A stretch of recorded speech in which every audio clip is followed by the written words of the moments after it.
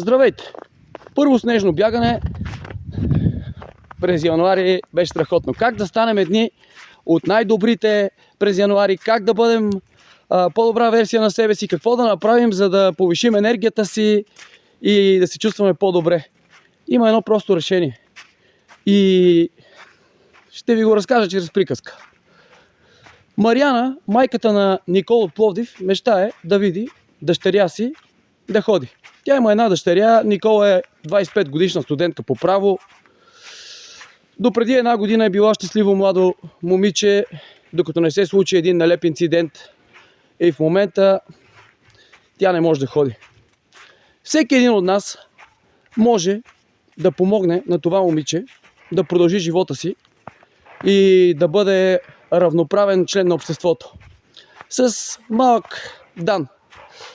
По-долу в коментарите ще дам сметка на Никол. Може да направите превод чрез EasyPay. Не е срамно.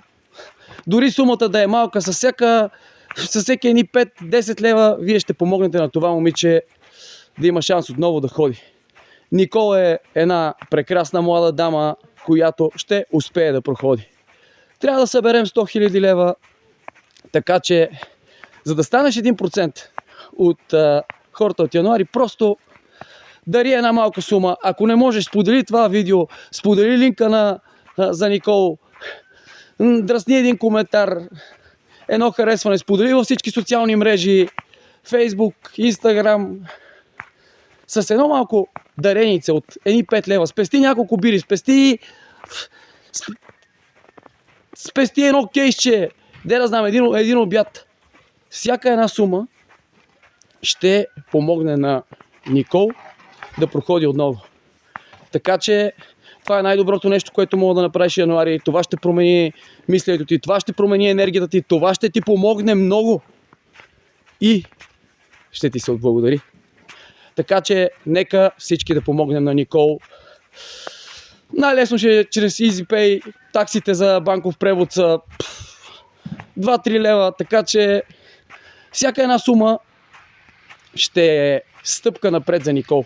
Пловдивчани, помогнете. Софиянци, помогнете. Българи, помогнете.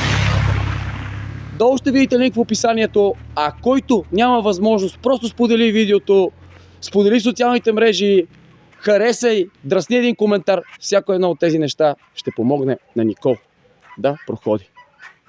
Лек ден!